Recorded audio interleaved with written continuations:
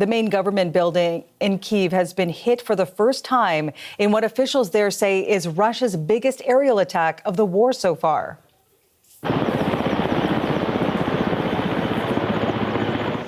At least 3 people were killed in overnight strikes across the capital, including an infant.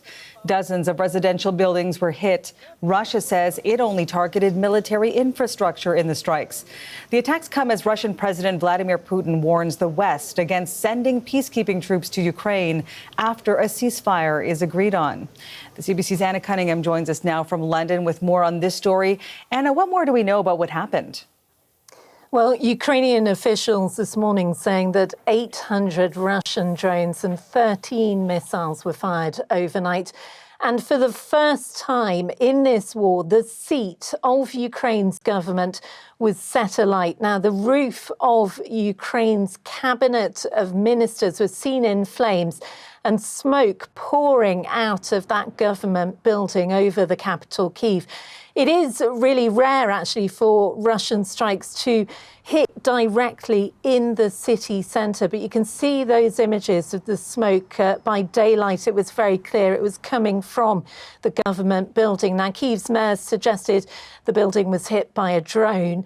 Take a look at this photo. It has been shared on social media by Ukraine's Prime Minister, Yulia Shrivendenko. I don't know whether we can bring you that now, but the image that we see in this photo really shows the amount of damage inside that building. Upper floors there extensively ruined, and the roof completely caved in that corner of the building. We know Odessa, Kremenchuk and Kryvyi Rih were also targeted. That's President Volodymyr Zelensky's hometown. The attacks were so widespread, in fact, that neighbouring Poland was again forced to deploy its own military jets as a precaution to defend its own eastern borders. Now, we have heard from Russia today saying it targeted military industrial complexes, transport infrastructure facilities, but we know that repeatedly both sides have denied targeting civilians. We've heard from Ukraine's President Volodymyr Zelensky. He's shared condolences with families of those who died and were injured. And he says this on social media: such killings now, when real diplomacy could have already begun long ago, are a deliberate crime and prolongation of the war. He goes on to say it's repeatedly been said in Washington that sanctions will follow a refusal to talk. We must implement everything that was agreed in Paris. Let's take you to Paris now. The French President Emmanuel Macron sharing this. Together with Ukraine and our partners, we stand for peace. Russia, meanwhile, is locking itself ever deeper into the logic of war and terror. We've also heard from the EU's Commission Chief Ursula von der Leyen.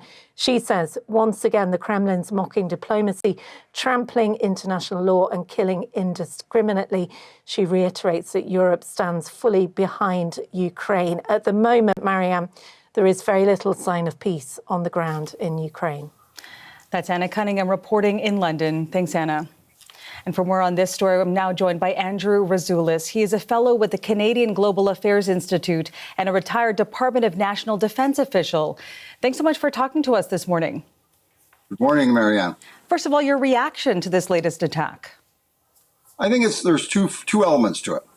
First is Putin and the Russian military are following up Putin's political words over the weekend that the Russians would never tolerate any coalition of the willing forces, that's NATO-type forces, deploying to Ukraine, either before a ceasefire or after a ceasefire, that the Russians would consider them as hostile forces, and that would also include any Canadian contingent. The second point, though, I think the Russians are actually gearing up for a very determined fall offensive. They have waged a very strong summer offensive and recently have made some unexpected type breakthroughs. I think what's going to happen now is the Russians are going for victory, because all this talk about coalition of the willing, deploying forces, the Russians are not having that, and they're saying, look, we need to negotiate a neutral Ukraine status, plus for Oblast, or we're going to go for victory. And I think the Russians are very serious about waging a war to force Ukrainians to accept the Russian conditions. Let's talk about the timing of this, though, because this is all coming just a week, or rather a few weeks, after Russian President Vladimir Putin said he reached understandings with U.S. President Donald Trump when it comes to the end of the war with Ukraine. Of course, that came out of the meeting with Trump in Alaska.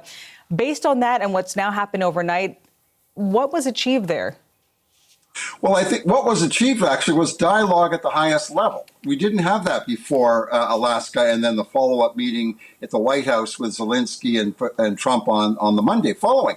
So, no, we do have this dialogue. And because we have the dialogue, we actually know how far apart the positions are. But that is a result of dialogue, which we, again, didn't have before. So we now know that the Russians are not going to accept the Ukrainian position, and the Ukrainians are not going to accept the Russian position. So we know there will be more war until one can force the other. Right now, the Russians are winning the war, and they have the stronger hand. Let's talk about something you touched on just a few moments ago, the fact that Putin has attacked this plan about sending any foreign troops to help out in this conflict.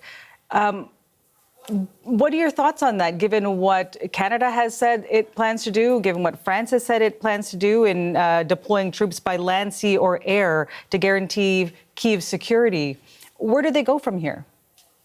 Well, I don't think they go very far because the Russians clearly said this is a non-starter. Now, the Western response to that is more sanctions. So they're saying, okay, we need to pressure the Russians to accept our coalition of the willing and Ukrainian position.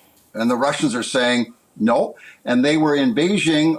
Putin was in Beijing with, a couple of days ago for the big 1945 end of World War II parade.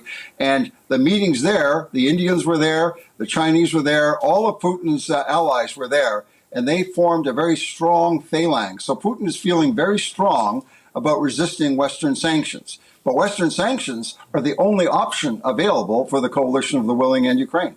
Finally, I do want to ask you this. Some analysts have said that Putin is betting Ukraine's army will break before his economy does. How do you see it? Yes, exactly. That is the Russian position. The Russians are now, as I mentioned, mounting what appears to be a major fall offensive. That is exactly what they're trying to do, is break the Ukrainian forces, burn them out, before the Russian economy struggles further. The Russian economy is under pressure. There's no doubt about that. But it's not at the severe point. There's no rationing in Russia. And then if you get into a severe wartime economy, you start to ration. So the Russians are not there yet, but they don't want to go there. They want to try and bring this war to a closure on their terms as soon as possible. And I think they're launching these military operations now, but they're open for a dialogue with Ukraine. If they want to come around and accept Russian terms, the Russians will stop the war. Thank you so much for your time and for your insight this morning. That's Andrew Razoulis, fellow with the Canadian Global Affairs Institute and a retired Department of National Defense official.